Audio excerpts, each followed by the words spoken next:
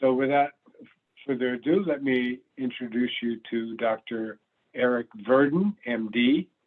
He's the Executive Officer, President and Chief Executive Officer of the Buck Institute for Research in Aging. He's a native of Belgium. Dr. Verdin received his Doctor of Medicine from the University of Liège and additional clinical and research training at Harvard Medical School. He's held faculty positions at the University of Brussels, the NIH, and the Pickauer Institute for Medical Research. Dr. Verdin is also a professor of medicine at UCSF, published more than 210 scientific papers, holds more than 15 patents. He's a highly cited scientist, top 1%, and he's been recognized for his research with the Glenn Award for Research in Biological Mechanisms of Aging and a senior scholarship from the Ellison Medical Foundation. He's an elected member of the Association for the Advancement of Sciences and the American Society for Clinical Investigation, as well as the Association of American Physicians, and he serves on the Advisory Council of NIDA at the NIH. So Eric, please take the floor.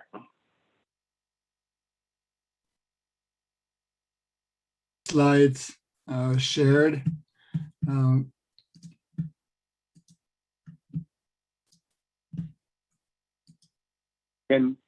There. Can you see them? Put them Yes, in, we can. There should be in presentation mode now. Yes. Very good. Well, thank you, Tashi, to you for the introduction, and to Anne, for the two of you for the honor, the opportunity to speak to this group. Thank you, Victor, for your leadership and your vision, bringing us all together in a field that I think is carrying so much excitement and so much hope. It's also great. I just was spending a little time looking at the pictures. I know almost everybody on this forum. It's good to see so many friends and old colleagues, and I really look forward to what the symposium or this workshop is going to allow us to do in the next couple of days.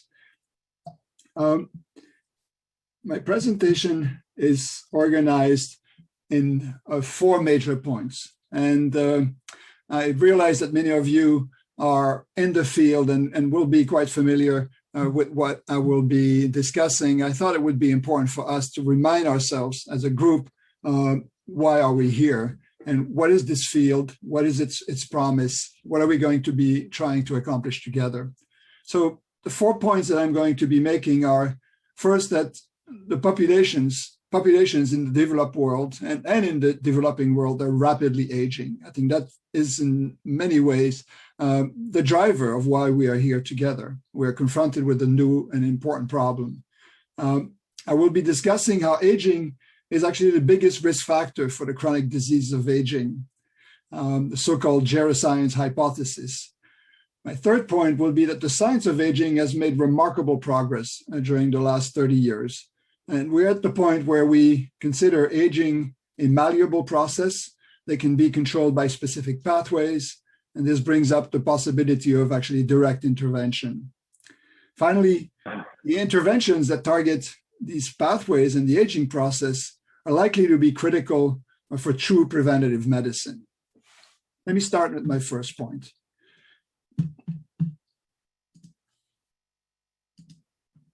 Populations in the developing world are rapidly aging.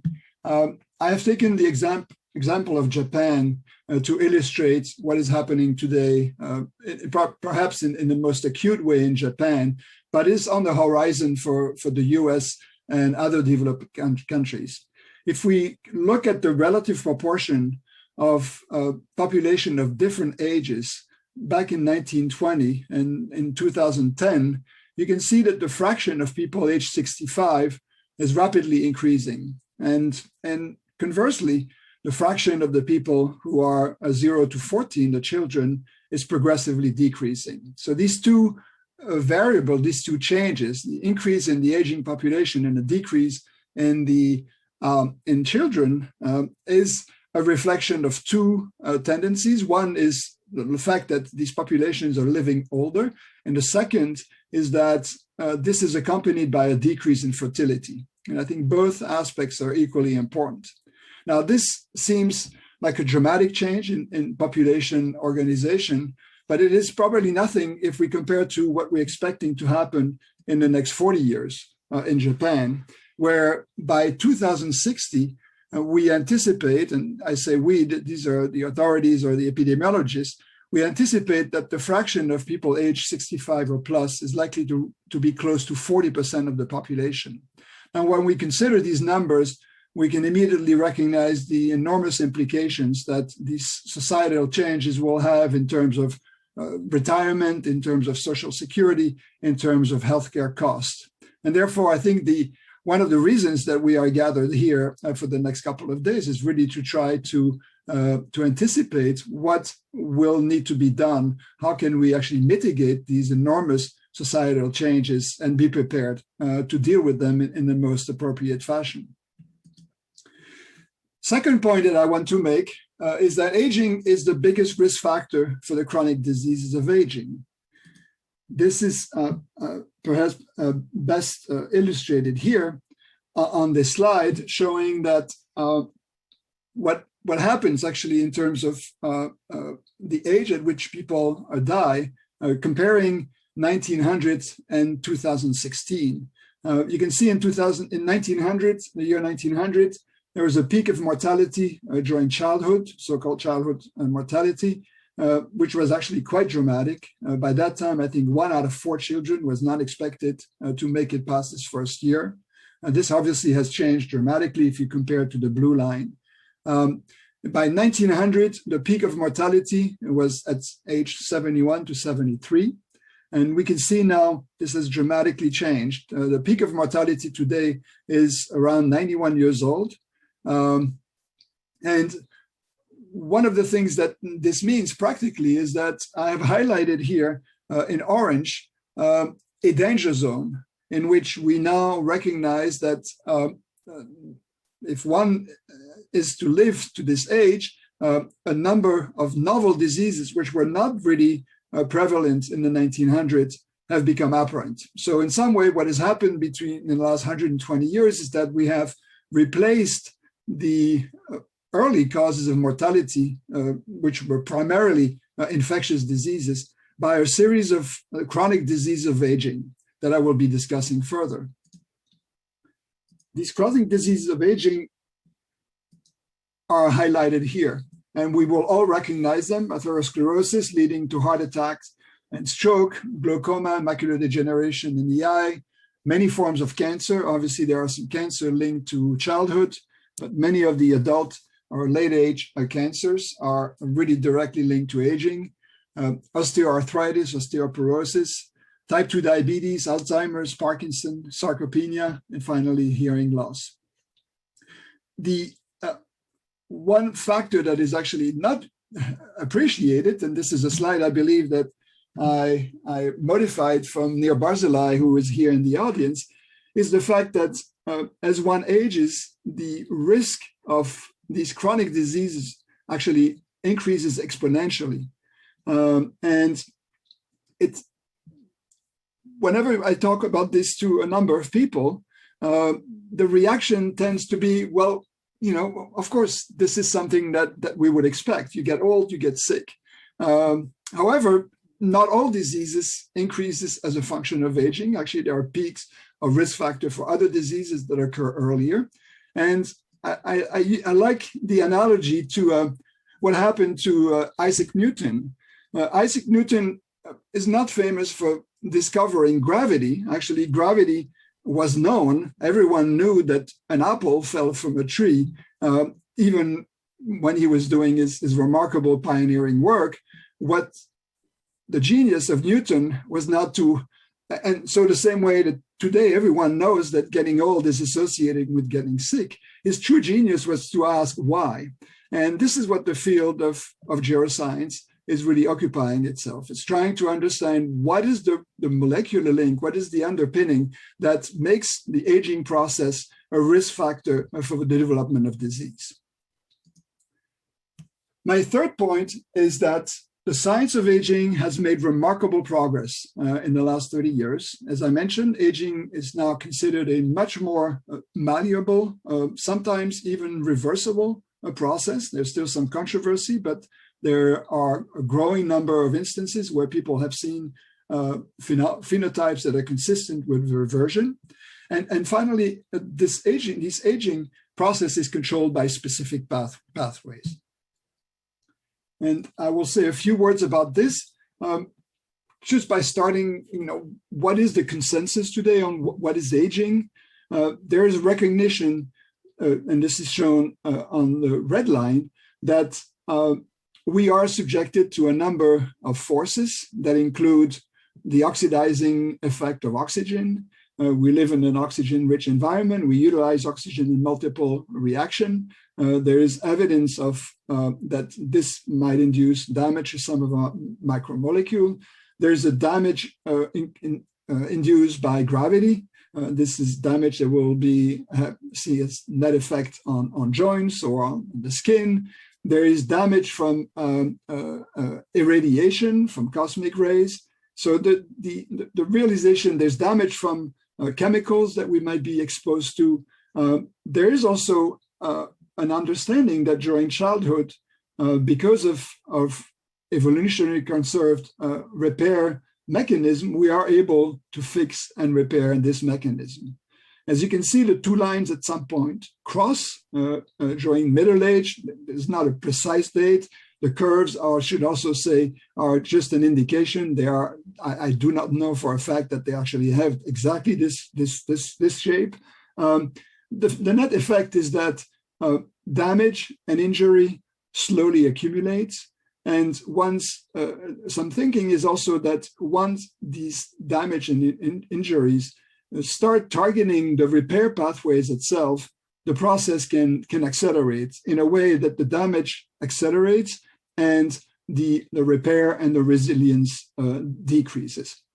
So this is a framework by which many of us actually in the field are working, meaning that we are interested in understanding the nature of these repair and resilience mechanisms, and we are also interested in understanding how we can activate them in the maximum manner.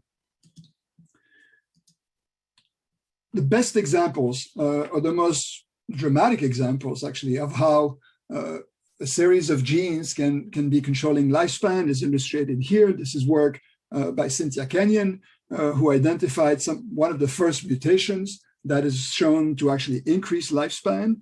And it's really important to, we've taken these data for granted now, but it's important to go back and just really think about the framework by which we were thinking of aging back in the early 90s when this work was conducted. Aging at that time was considered a sort of stochastic random process induced by damage.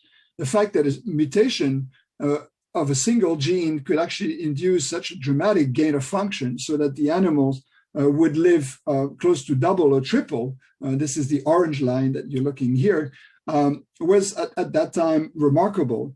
And perhaps even more remarkable was the observation that a combination of the single mutation with the removal of the gonads in this hermaphroditic worm resulted in a close to tenfold increase in lifespan.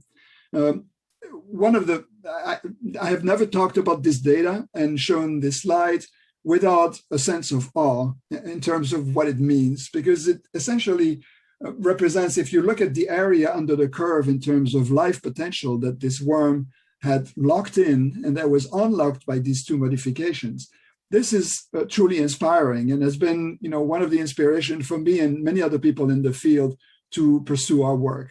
Now, there's growing evidence that what we can do in the worm gets harder and harder as we move up the evolutionary ladder. And while we can increase lifespan in the worm by a factor 10, there's clearly no evidence that we can do anything remotely close in mice, and certainly not in primates. Another equally important observation is actually much older.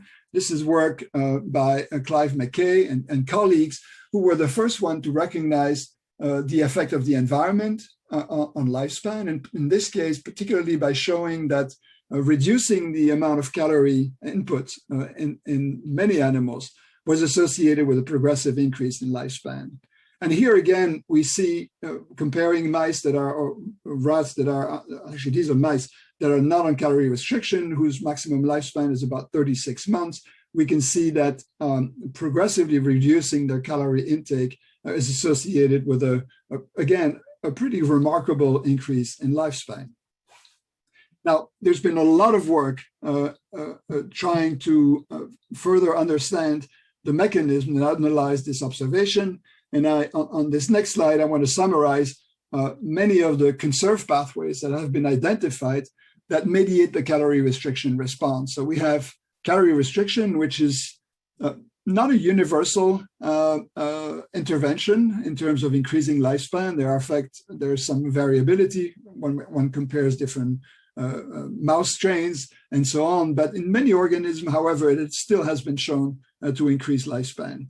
In those organisms, a number of pathways have been identified that mediate this response. And one of the most remarkably satisfying observation is the fact that many of these pathways actually are conserved between different species. And I'll just point to a couple of them: the TOR pathway, sirtuins, including rapamycin, which is one of the strongest inducer of increased lifespan, which can target TOR both in fruit flies and in mammals. I think this speaks to the importance of these pathways and to the fact that they offer us a number of potential targets to interfere with or to modify, to modulate for the future, with the hope of increasing lifespan and health span. So the last point that I want to make is that interventions that target aging will be critical for true preventative medicine. What do I mean by this? I want to highlight very briefly the way medicine is practiced in the 20th century and still actually today. Medicine is actually, and our funding system, the NIH, and this is not a condemnation, this is more a realization of what the system we have is still based on a model of human biology that dates back to Vesalius, a Belgian physician who was one of the first ones to really establish a detailed anatomy of humans. And so we have heart doctors, we have a National Heart, Blood and Lung Institute, and we treat heart disease as if it were a disease that had its own autonomy and its own singularity. And we do the same thing with cancer, Alzheimer's disease, arthritis. We go see a neurologist if we have Alzheimer's. What obviously the system has worked. It has led us to where we are today. The argument that I'm trying to make is that I think this system needs to change as a function of what we know about biology today. I mentioned earlier that the risk factor for all of these diseases, the biggest risk factor for all of these diseases is actually aging by itself. And therefore, by targeting the aging pathways, the anticipation is that we will not target these diseases one at a time, but as a group. And this is really the promise of the Geroscience hypothesis and the aging field. So what do I mean by this? If you think about the way we are operating today, we call it healthcare, but it's actually sick care. It is an organ-based system. It is highly reactive. Most patients actually can lead a large fraction of their lives without really interventions of physicians, maybe an annual visit to a doctor. We manage disease and we're very good at it, but we actually do not really prevent disease. And finally, it is universal. It is focused on, in most cases, on medicine that we administer to a large number of people. We conduct these trials on a large number of people, and if a fraction responds, we actually approve them. But it turns out that most of the medicine that we have today on the market only affect a small fraction, sometimes as little as 5% of the people who receive them. As a classical example of this are the statins. So where do we think as a field that this biology, this revolution in our understanding of the aging process can lead is through a true healthcare system, which is going to be not organ-based, but system-based, based on our molecular understanding of the aging process. I think it should be argued that it should be proactive instead of being reactive. That is basically focused on preventative medicine. This includes the development and the establishment of reliable biomarkers of aging. So I envision a system in which people will be taken in charge seriously by the time they are 30 or 35 years old, where individual risk factors will be identified and preventative measures, including primarily lifestyle, but also potentially medicine, could be implemented. And finally, it should be highly personalized. This is not something unique to the aging field, but it is obviously something that I think we should all be focusing on. And this is a really rapidly growing area of biomedical research. So our goal is to extend the health span and the lifespan. I'm almost finished here. I realized so the slide is actually illustrating what happens to most people today. A typical life on the upper line, a person will live healthy to 60, 65. By that time, they will develop a number of issues. Eventually, they will be sick and they will die between 80 and 85. Our vision is what a subset of us is already doing, which is the centenarians. They not only live longer, but they manifest a process called the compression of morbidity, by which they spend a significantly smaller fraction of their lives affected by the chronic diseases of aging. This is highlighted in blue. In fact, centenarians typically spend about 5% of their lifespan in suffering from the chronic disease of aging, while the rest of us actually can expect to spend close to 15%. Now, I should say that this might seem like an unattainable goal, but I want to add one factor is that today, for example, I live in Marin County. Average life expectancy here is 87, so we actually have to 3/4 of the way there. Now, why is it happening the way it is in Marin County? Unfortunately, right now, your life expectancy is very strongly a function of your social status and your economic status. We know that we know many of the things that we should be doing. I can tell you also that living in Marin, while we have a lot of people who exercise or eat well and so on, we also have a significant fraction of the population that does not. And so this means that even though only a small fraction of the population is what I would call optimized, the life expectancy today is 87. So we are not that far from an average lifespan of 100. And this is the goal that we are working on. So I will finish by asking you a question. What would you do with an extra 20 years of healthy life? This is what we're looking at. This is the immediate focus of our work and of our field. And I'm really excited. Again, I thank you for your attention. I'm excited to continue our discussion and to write this report and hopefully influence the way our world moves and promotes a healthy longevity for all. Thank you.